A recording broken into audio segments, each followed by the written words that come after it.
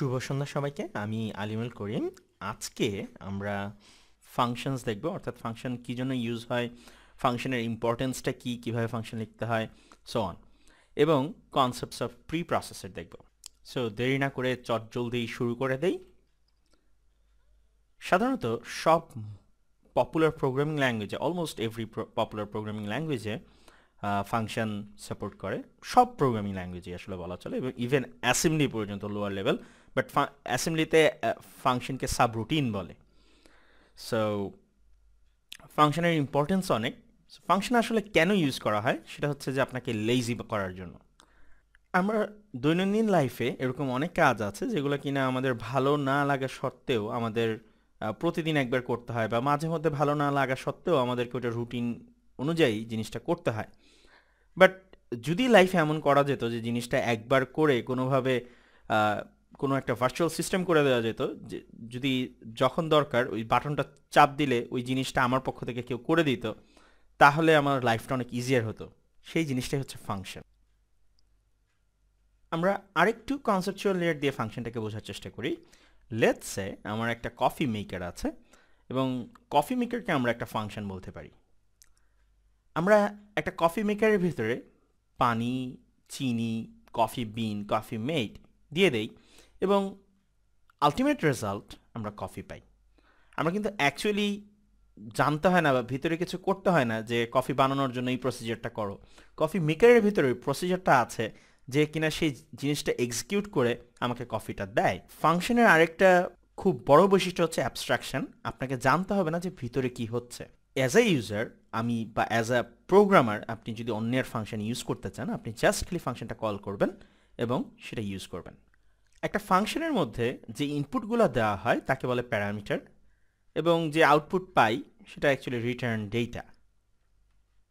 এখন ফাংশনকে এভাবেও বলা যায় যে এটা সাপোজ যদি আমার একটা বক্স মেশিন হয়, আমি একটা ইনপুট দিচ্ছি এক্স এবং আমি আউটপুট পাচ্ছি এফ এক্স, যেটা হচ্ছে ফাংশনের আউটপুট।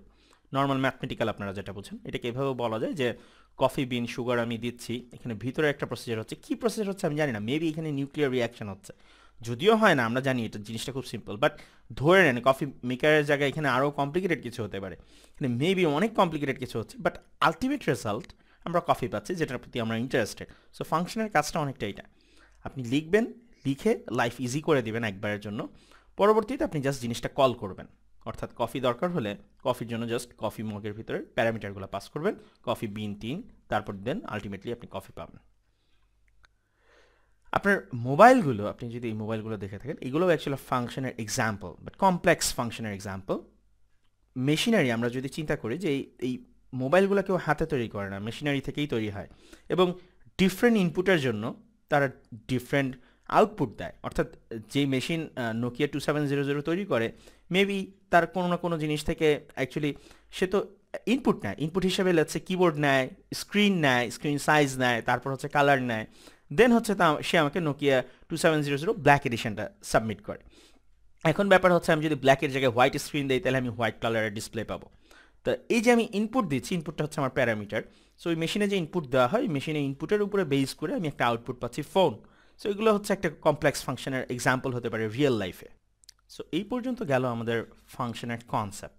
এবার আমরা একটু ইমপ্লিমেন্টেশন দেখব। সো আপনি প্রোগ্রামিংয়ে মাঝে মধ্যেই দেখবেন যে প্যারেন্থেসিস দুটো একসাথে লাগানো আছে, বা প্যারেন্থেসিস দিয়ে কোনো একটা জিনিস শুরু হয়েছে।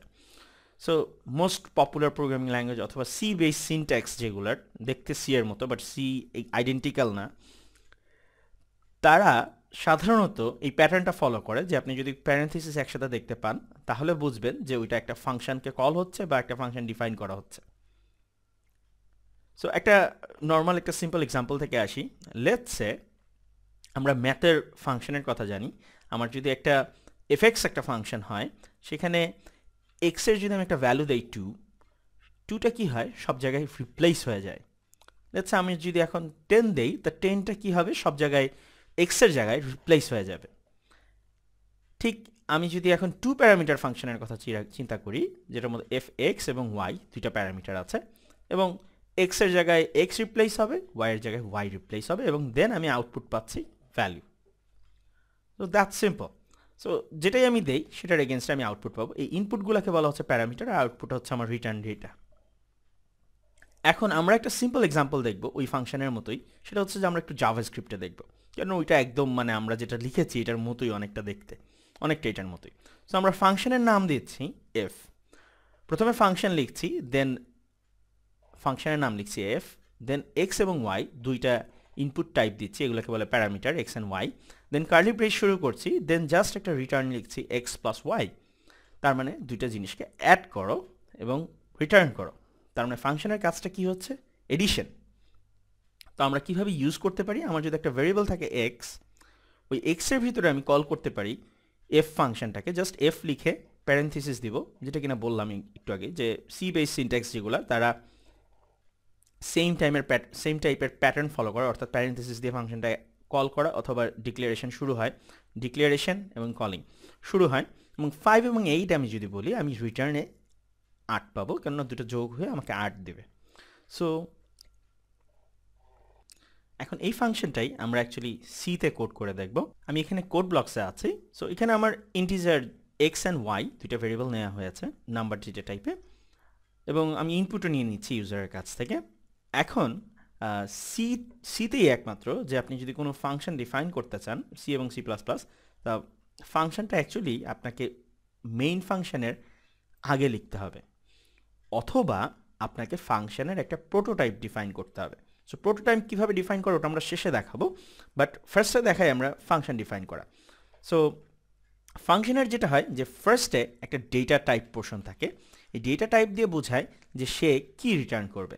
সো এখানে দেখেন আইএনটি বলা, তার মানে সে ইন্টিজার ডেটা টাইপটা রিটার্ন করবে, যেটা কিনা এখানে শেষে বলা ইন্টিজার 0। আমরা যেহেতু একটা ইন্টিজার যোগফল রিটার্ন করব, সেটাও একটা ইন্টিজার টাইপই হবে, যেহেতু ইন্টিজার টাইপ আমরা ইনপুট নিয়ে যোগ করব। এবং ফাংশনের নেম আমরা এফ দিচ্ছি জাস্ট স্লাইডের সাথে মিল রাখার জন্য। এবং আরেকটা জিনিস, জাভাস্ক্রিপ্টে কোনো ডেটা টাইপ নেই, মানে ডেটা টাইপ উল্লেখ করতে হয় না, বাট সিতে উল্লেখ করতে হয়। সিতে প্যারামিটার নিতে চাই, তাহলে আমাকে প্যারামিটারগুলো স্পেসিফিকভাবে বলে দিতে হবে যে তার কি টাইপ। সো আমরা অ্যাকচুয়ালি প্যারামিটার টাইপ এ এবং প্যারামিটার এ এবং বি নিচ্ছি, দুইটাই ইন্টিজার ডেটা টাইপে। সো ডেটা টাইপগুলো বলে দিব, এবং আমার যদি একাধিক প্যারামিটার হয় আমি জাস্ট কমা দিয়ে দিয়ে অ্যাড করে যাবো। আপনার যদি এরপরে আরও প্যারামিটার থাকে সেটা আপনি কমা দিয়ে দিয়ে অ্যাড করে যাবেন। দেন আমি ফার্স্ট প্যারেন্থিসিস শুরু করেছি, শেষ করেছি, দেন আমি কার্লি ব্রেস দিব, কার্লি ব্রেস শুরু করলাম, শেষ করলাম। এখন এর ভিতরে আমি যা লিখবো সেটা হচ্ছে ফাংশনের কাজ। ভিতরে কিন্তু আমি একটা লাইন লিখতে পারি না, আমি 100, 1000, 2000 লাইনও লিখতে পারি, কোনো সমস্যা নাই। যত ইন্টার দিব ইচ্ছা তত ইন্টারও দিতে পারি, ইন্টারের কোনো কাজ নাই। বাট যেটাই আমি লিখবো 2000 লাইনও যদি লিখি, সেই 2000 লাইনটাই অ্যাকচুয়ালি এক্সিকিউট হবে যদি আমরা এফ ফাংশনটাকে কল করি। এটাকে আপনি এইভাবেও চিন্তা করতে পারেন যে যখন আমরা এফ ফাংশনটাকে অ্যাকচুয়ালি কল করি, এফ ফাংশনটাকে যদি আমরা কল করি, আইএনটি অফ সাম ভেরিয়েবল নিয়ে নেই। সো এই সাম ভেরিয়েবলের মধ্যে আমি অ্যাকচুয়ালি ফাংশনের রিটার্ন ভ্যালুটা সেভ করব। মানে ফাংশন যে ভ্যালুটা রিটার্ন করে সেটাকে আমরা ভেরিয়েবলের ভিতরে এভাবে অ্যাসাইন করে নিয়ে নিতে পারি। তা এখানে আমি এক্স এবং ওয়াই ইনপুট দিচ্ছি, এবং এই ইনপুটটা চলে যাবে এই ফাংশনে। এই ফাংশনটা প্রসেস করে আমাকে একটা সাম ভ্যালু দিবে, যেটাকে আমরা পরে ডিসপ্লে করি, যেহেতু আমাদের সবই ইন্টিজার। That's it. এখন আমি জাস্ট রিটার্ন টাইপে এসে বললাম রিটার্ন এ প্লাস বি। আমি খালি যদি এ বলতাম তাহলে এতে যে ভ্যালুটা থাকতো সেটাই রিটার্ন করতো। আমি যদি কোনো গুণ করা ভ্যালু রিটার্ন করতে চাই তাহলে জাস্ট গুণের অপারেটরটা ইউজ করব, অ্যারিথমেটিকের মাল্টিপ্লিকেশন সাইন। যদি ভাগ করতে চাই ভাগের সাইনটা ইউজ করব। যদি লেটসে রিমাইন্ডার বের করতে চাই তাহলে রিমাইন্ডার সাইন ব্যবহার করব। অর্থাৎ আমরা যেটাই করি সেটাই অ্যাকচুয়ালি রিটার্ন করবে। এখন জিনিসটা আমরা একই লাইনে করলাম, বাট জিনিসটা আমরা চাইলে আরও 2-3 লাইনেও করতে পারি। লেটসে এখানেই আমি আরেকটা ভেরিয়েবল নেই সাম, এবং এই সামের মধ্যে আমরা যেটা করতে পারি সেটা হচ্ছে এ প্লাস বি।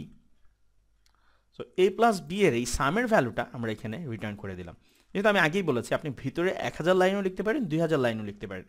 যখনই আমরা এই জিনিসটা কল করতেছি, অ্যাকচুয়ালি যে জিনিসটা হচ্ছে আপনি এভাবে ইম্যাজিন করতে পারেন যে এই পুরো কোডটাই এখানে রিপ্লেস হয়ে গেছে, এভাবে ইম্যাজিন করতে পারেন। জিনিসটা আসলে কিন্তু তা হচ্ছে না, বিহাইন্ড দ্য সিন আরও অনেক জিনিস হয়, বাট এভাবে ইম্যাজিন করতে পারেন যখন একটা ফাংশন কল করা হয় যে ওই জিনিসটা এখানে রিপ্লেস হয়ে যায়, আসলে কিন্তু তা না। আচ্ছা, এটাই হচ্ছে একদম বেসিক কনসেপ্ট। আমরা জাস্ট এখন রান করি। ওকে, আমরা কোথাও না কোথাও ভুল করেছি। কোনো কারণে একটু ভুল হয়েছে, আমরা ফরম্যাট দিয়ে দেই। ওকে, প্রিন্ট। ওকে, সো এখন সে আমার এক্স এর ইনপুট চাচ্ছে, লেটস আমি বললাম 5, দেন ওয়াই এর ইনপুট চাচ্ছে, আমি বললাম 3, আমি সাম পেলাম 8। That's simple. এখন ফাংশনের যে নামটা বা ভেরিয়েবলের যে নাম, একে বলে আইডেন্টিফায়ার। সো আইডেন্টিফায়ার দিয়ে অ্যাকচুয়ালি আইডেন্টিফাই করা হয়। সো ভেরিয়েবলের নেম কীভাবে আইডেন্টিফাই করতে হয় বা ফাংশনের নেম কীভাবে আইডেন্টিফাই করতে হয়, এটা আমরা নেক্সট লেসনে দেখব, অথবা তার পরের লেসনে। বাট আপাততর জন্য আমরা জাস্ট আমাদের মতো লিখে যাই যে এটা যেহেতু অ্যাড করছে, সো ফাংশন সবসময় লেখা উচিত একটা সিঙ্গেল কাজের জন্য। এখন সিঙ্গেল কাজটা কমপ্লিকেটেড হতে পারে। আবার আরেকটা জিনিস সেটা হচ্ছে যে ফাংশনের নামগুলো সবসময় যাতে মিনিংফুল হয়, অর্থাৎ আমি যে কাজটা করতেছি আমি যাতে নামটা দেখে বুঝতে পারি যে ফাংশনটা আজকে আসলে কি করছে। সো আমি এখানে অ্যাড বললাম, তার মানে আমি যদি এখন এখানে অ্যাড বলি, দেখেন তাহলে এখন জিনিসটা মিন করছে, আমি যখন ফাংশনটা এখানে দেখব তাহলে আমি বুঝতে পারবো যে অ্যাড দিয়ে সে এক্স অ্যান্ড ওয়াইকে যোগ করতেছে। যদিও এখানে সিম্পল একটা বা দুইটা লাইন, বাট ফাংশন চিন্তা করেন অলওয়েজ যে এখানে আমার 1000 লাইনেরও কোড হতে পারে, যে কমপ্লিকেটেড একটা জিনিস যেটাকে আমি বারবার কপি পেস্ট না করে আমি এক জায়গায় রেখে দিচ্ছি এবং পরবর্তীতে আমি জাস্ট জিনিসটাকে কল করছি। আমি যেহেতু রাইট ব্র্যাকেট ইউজ করি, যখনই একটা ফাংশন বা ইফ এলস ডিফাইন করা হয়, আপনারা দেখবেন যে সি, সি প্লাস প্লাস বা সি বেস প্রোগ্রামিং ল্যাঙ্গুয়েজগুলোতে, জাভাস্ক্রিপ্ট একটু ডিফারেন্ট এই ক্ষেত্রে, যখন একটা কার্লি ব্রেস দেওয়া হয় এর ভিতরে যে জিনিসটুকু লেখা হয় সেটাকে বলা হচ্ছে ব্লক অফ কোড। এখানে এতটুকু হচ্ছে ব্লক অফ কোড। আমি এর আগের লেসনেও ব্লক অফ কোডের কথাটা বলেছিলাম। ব্লক অফ কোডের কথাটা কেন বলা হয়, কারণ আপনি যে ভেরিয়েবলটা ডিক্লেয়ার করছেন ওই ভেরিয়েবলটার একটা সময়সীমা থাকে, ওই সময়সীমাটা অ্যাকচুয়ালি ব্লক অফ কোডের ভিতরে থাকে। এ নিয়ে আমরা পরে আরও কথা বলবো। সো এর জন্য ব্লক অফ কোডটা খুব ইম্পর্টেন্ট, যে যখনই আমি একটা ফাংশন ডিফাইন করি ওই ভেরিয়েবলটার অস্তিত্ব আসলে এই ফাংশনটার ভিতরেই থাকে, এবং আপনি মনে করতে পারেন যে এই জিনিসটা এখানে রিপ্লেস হচ্ছে, বাট আসলে কিন্তু তা না, এটা আরেকটা সেপারেট লাইফ সাইকেল তৈরি করে। এই দুইটা একটু ইম্পর্টেন্ট কনসেপ্ট। আরেকটা হচ্ছে যে আমি যে প্যারামিটারটাই দেই, আমি যখনই এখানে এ এবং বি প্যারামিটারটা দিলাম, আমি যখনই ফাংশনটাকে কল করছি অ্যাড, যে ভ্যালু দিয়েই কল করছি, তা এই ভ্যালুটা যেটা হয় যে এই এ এবং বি এর জায়গায় কপি হয়ে আসে, কথাটা হচ্ছে কপি হয়ে আসে, এবং এ এবং বি এর জায়গায় সব জায়গায় রিপ্লেস হয়ে যায়। আমি যখন 5 এবং লেটস সে 3 দিচ্ছি, তখন 5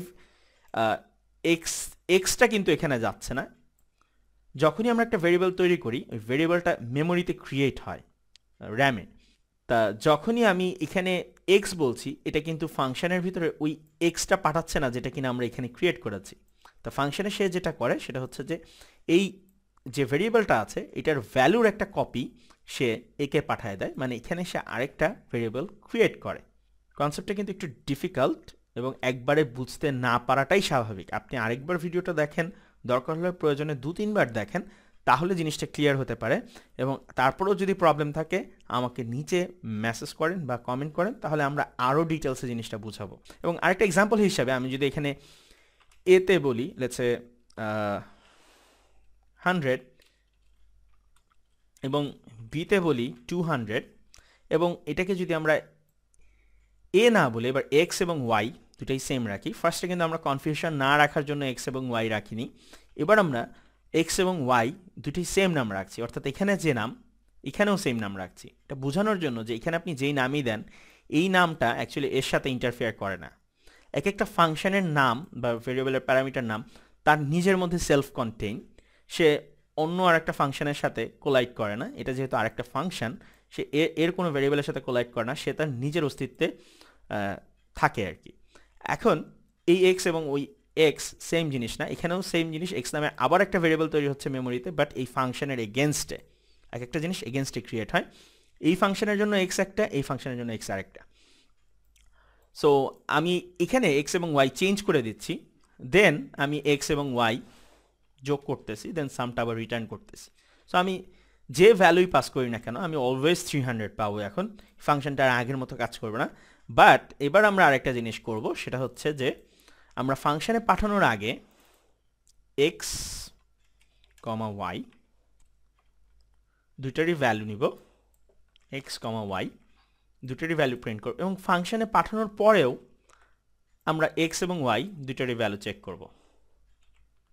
দেখেন কি হয়, যদি আমরা প্রিন্ট করি 5 এবং 3, দেখেন আমার x এবং y এখানে সেম জিনিস রয়ে গেছে, 5 and 3 ফাংশনে পাঠিয়েছি, ফাংশনে গেছে, ফাংশনে যাওয়ার সাথে সাথে সে আবার x কে এখানে রিপ্লেস করে দেওয়া হয়েছে 100 দিয়ে।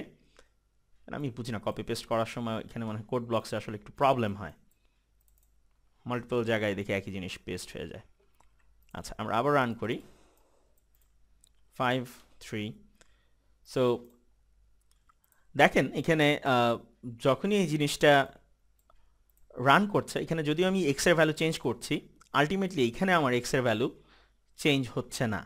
সো এখানে এভাবেই বোঝা যায় যে জিনিসটা অ্যাকচুয়ালি কপি হয়ে যায়, সেম জিনিসটা যায় না। যদি সেম ভ্যারিয়েবলটা যেত তাহলে অ্যাকচুয়ালি আমার চেঞ্জ হয়ে যেত, এক্সট্রার ভ্যালু এখানে 100 এবং y এর ভ্যালু এখানে 200 হয়ে যেত। এটাই হচ্ছে বেসিক্স অফ ফাংশনস। আমরা পরবর্তীতে আরও ডিটেলসে দেখব। এখন ব্যাপার হচ্ছে যে আপনি যদি প্রোটোটাইপ ডিফাইন করতে চান, অ্যাকচুয়ালি ফাংশনটা যদি পরে ডিফাইন করতে চান, সো প্রোটোটাইপ ডিফাইন করা হচ্ছে প্যারামিটার সহ এরকম। আপনি যদি এরকম বলেন যে int add, জাস্ট প্যারামিটারটা লিখে সেমিকোলন দিয়ে শেষ করে দেন, তাহলে সি কম্পাইলার বুঝে যে এটা একটা প্রোটোটাইপ এবং এই ফাংশনটা পরবর্তীতে কোথাও না কোথাও সে ডিক্লেয়ার হয়েছে। সো আমি যদি এখন এটা অফ করে আবার রান করি, দেখবেন কোডটা ঠিকমতোই রান করছে, কোনো প্রবলেম হবে না। এবং আমি যদি আবার 5/3 দেই, আমি আগের মতোই রেজাল্ট পাচ্ছি। সো ফাংশনের ফরম্যাটটা হচ্ছে এরকম যে রিটার্ন ডেটা টাইপ এখানে লিখতে হয়, দেন যে রিটার্ন ডেটা টাইপে আছে সেই রিটার্ন ডেটা টাইপের ডাটাটা পাঠাতে হয়, প্লাস ফাংশনের নামটা লিখতে হয় এখানে, বা আইডেন্টিফায়ার যেটা কিনা অ্যাপ্রোপ্রিয়েট নাম, এই ফাংশনের নেম বা ভেরিয়েবলের নেমকে যেটা বলা হয়। দেন আপনি এখানে ডেটা টাইপ দিবেন, যে কয়টা ভেরিয়েবল হয় আপনার সেই কয়টা ভেরিয়েবল, এবং ভেরিয়েবলগুলো ডিফারেন্ট ডেটা টাইপের হতে পারে। এটা এমন না আছে সেম ডেটা টাইপই হতে হবে, ডিফারেন্ট ডেটা টাইপ হতে পারে। কীভাবে ইউজ করবেন, আপনি একটা ডেটা টাইপ লিখবেন, ভেরিয়েবলটার নাম লিখবেন, দেন ফাংশনটার নাম লিখে দেন আপনার প্যারামিটারগুলো পাস করবেন, তাহলে আপনি আউটপুটে আপনার রেজাল্ট পেয়ে যাবেন, অর্থাৎ রিটার্ন ভেরিয়েবলটাতে আপনি আপনার রিটার্ন পেয়ে যাবেন। এখন ব্যাপার হচ্ছে যে কখনো যদি আপনি রিটার্ন না চান, যে অনেক সময় এমন হতে পারে যে কোনো ফাংশন আপনি চান যে এটা রিটার্ন করার কোনো দরকার নেই, তো এরকম যদি হয় তখন আপনি একটা ডেটা টাইপ ইউজ করবেন, এটাকে বলে ভয়েড ডেটা টাইপ। ভয়েড মানে হচ্ছে যে এটা সিল করা, এটা কোনো কিছু রিটার্ন করবে না। তো সেক্ষেত্রে আপনি যদি ওই ভয়েড ফাংশনটাকে এইভাবে কল করতে যান, তাহলে আপনি কম্পাইলেশনেই ইরর পাওয়ার কথা। আপনি টেস্ট করে দেখেন, আমি যতদূর জানি সিতে, অন্যান্য প্রোগ্রামিং ল্যাঙ্গুয়েজে হয়, এখন সিতে হয় নাকি আমার ঠিক মনে নেই, অনেকদিন আগে আমি সি করেছিলাম। সো আপনি যদি ভিবি নিয়ে একটু ইন্টারেস্টেড থাকেন, ভিবিতেও ফাংশন একটু ডিফারেন্টভাবে লেখা হয়, সেটা হচ্ছে ফাংশন নামের একটা কিওয়ার্ড লেখা হয়, দেন ফাংশনের নেম, দেন ভিবি ডেটা টাইপগুলো অ্যাকচুয়ালি এভাবে লেখা হয় যে ভেরিয়েবলের নাম, দেন অ্যাজ, তারপর হচ্ছে কি ডেটা টাইপ, ভেরিয়েবলের নাম অ্যাজ, তারপর কি ডেটা টাইপ হবে, তারপর শেষে হচ্ছে অ্যাজ দিয়ে রিটার্ন ডেটা টাইপটা বলা হয়, এবং এন্ড অফ ফাংশন। ভিবিতে অ্যাকচুয়ালি কার্লি ব্রেস ইউজ করা হয় না, এইভাবে অ্যাকচুয়ালি ডিনোট করা হয় কোড লিখে যে এটা হচ্ছে যে ব্লক অফ কোডের এন্ড। সো এটা যদি স্টার্টিং ব্লক অফ কোড হয়, এটা হচ্ছে এন্ডিং ব্লক অফ কোড। আবার যদি আমি কোনো ভেরিয়েবলে ইউজ করতে চাই, তাহলে ডিম লিখে এভাবে ইউজ করতে হয়। আমরা জাস্ট একটু দেখানোর জন্য, যেহেতু সবগুলো ইউনিভার্সালভাবেই আপনি যাতে শুরু করতে পারেন, বা প্রোগ্রামিং ল্যাঙ্গুয়েজগুলো কোথায় কোথায় ডিফার করে সেটা সম্পর্কে যাতে জানতে পারেন, সেটার জন্য। একটা ফাংশন লেখা খুব একটা কঠিন না, আমরা দেখলাম সিম্পল একটা example, but writing A function আরও কমপ্লিকেটেড হতে পারে, অনেক কমপ্লিকেটেড, যেগুলো কিনা আমরা ফাংশনস এক্সটেন্ডেড সেশনে দেখব। আরেকটা জিনিস সেটা হচ্ছে যে ফাংশন, ফার্স্টের দিকে আমরা কথা বলেছিলাম যে ফাংশন হচ্ছে অ্যাবস্ট্রাকশন, যেখানে কিনা একটা হিডেন লেয়ার থাকে। তাহলে আমরা ফাংশন লিখছি কেন? ফাংশন আমরা লিখছি কারণ হচ্ছে যে আপনি ওয়ার্ল্ডের মধ্যেই চিন্তা করেন না কেন, যত কিছুই আছে সব কিছু কিন্তু আপনার অ্যাকচুয়ালি পার্সোনাল নিডস ফুলফিল করে না। আপনার স্বভাবতই কাস্টম কোনো না কোনো জিনিস আপনার লাগে। আপনি যদি আপনার লাইফের কথাই চিন্তা করেন, আপনি লাইফে একটা থেকে দুইটা হলেও কাস্টম কোনো না কোনো জিনিস ইউজ করেন, জামা থেকে শুরু করে যে কোনো কিছুই, যেটা কিনা আপনার জন্যই শুধুমাত্র বানানো। সো অ্যাকচুয়ালি যেটা হয় যে রিয়েল ওয়ার্ল্ড প্রবলেমে ম্যাক্সিমাম কেসেই আপনি যে প্রবলেমটা সলভ করতে যাচ্ছেন, সেই প্রবলেমের এক্স্যাক্ট ফাংশন সি, যে প্রোগ্রামিং ল্যাঙ্গুয়েজটা যারা ডেভেলপ করেছিল, ড্যানিস রিচি অ্যান্ড ব্রাইন, তারা অ্যাকচুয়ালি আপনার 1973 সালে আপনার 2014তে কী জিনিস লাগবে সেটার কথা চিন্তা করে করেন, এবং সেটা most of the programming language. আপনি যে ধরনেরই প্রবলেম চিন্তা করেন, কোনো না কোনো পর্যায়ে গিয়ে আপনি পৌঁছাবেন যেখানে কিনা যে জিনিসটা আপনার প্রি এক্সিস্ট না। সো সেখানে আপনাকে কি করতে হবে, নিউ একটা জিনিস বানাতে হবে। এবং এটা বেটার যে জিনিসটা যদি একটু বড় হয়, লেটস সে 1000 লেটস সে 10 বা 20 লাইন, সো আপনি নিশ্চয়ই একই জায়গায় 20 লাইনের জিনিস বা প্রসিজার করতে চান না। ব্যাপার হচ্ছে যে আপনি চান আপনার কোডটা যাতে একটু রিডেবল হয়, জিনিসটা যাতে একটু গুছানো হয়। তা এর জন্যই যেটা হচ্ছে যে আলাদা আলাদা ফাংশন করা বেটার, এটাকে মডুলার অ্যাপ্রোচ বলে, যে জিনিসটাকে আরেকটু ভেঙে ভেঙে চালানো।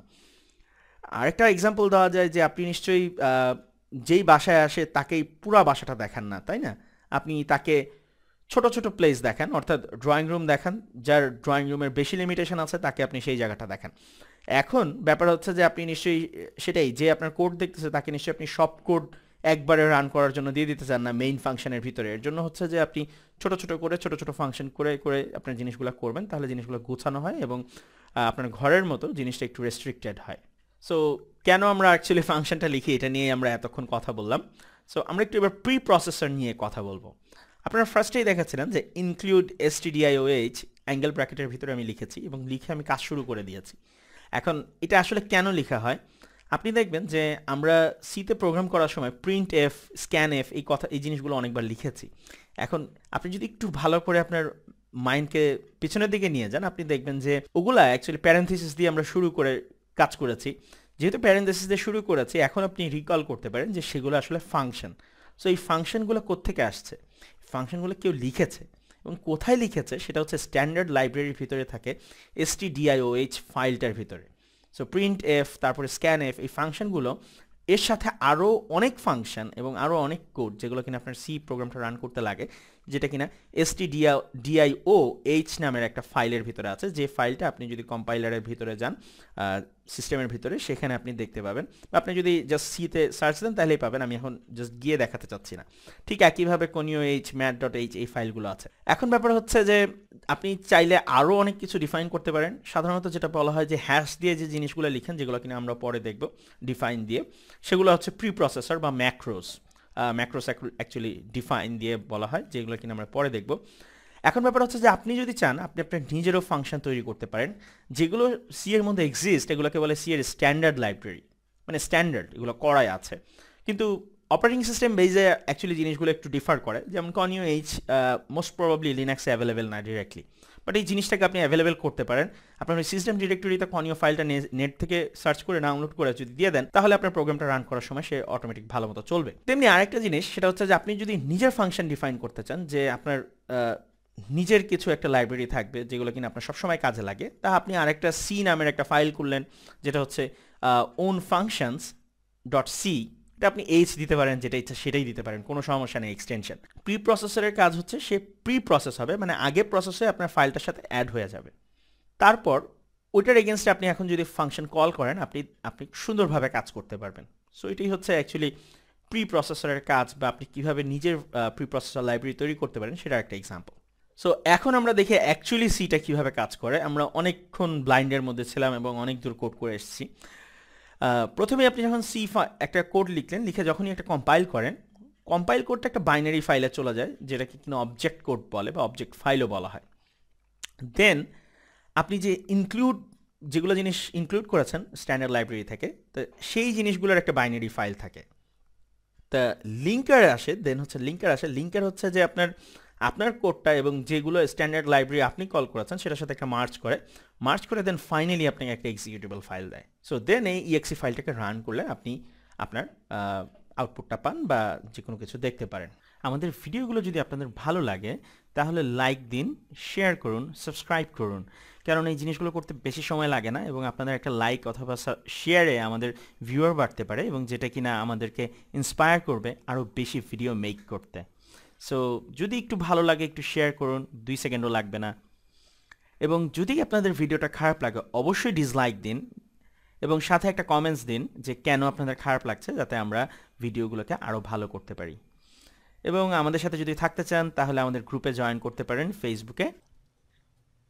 And thank you for watching. আপনাদের যদি কোনো কোয়েশ্চেন থাকে ভিডিওর নিচে কমেন্টস করুন অথবা আমাকে ইমেল করতে পারেন আমার ইমেল অ্যাড্রেসে। সবচেয়ে ভালো হয় যদি কমেন্টস করেন, কেননা তাহলে সবাই জিনিসটা দেখতে পারবে এবং সবার জন্যই সলিউশনটা হবে। এবং আমি ডেভেলপার্স অর্গানিজমের জন্য কাজ করি। আমাদেরকে আপনারা রিচ করতে পারেন av.com/developersorganism। আমাদের ওয়েবসাইটে ভিজিট করতে পারেন এবং আমাদেরকে ইমেল করতে পারেন। ওয়েবসাইটটি আমাদের কারেন্টলি আন্ডার কনস্ট্রাকশন আছে, এর জন্য সরি, বাট আমাদেরকে আপনার ইমেল অথবা ফেসবুকের মাধ্যমে রিচ করতে পারেন। Thank you.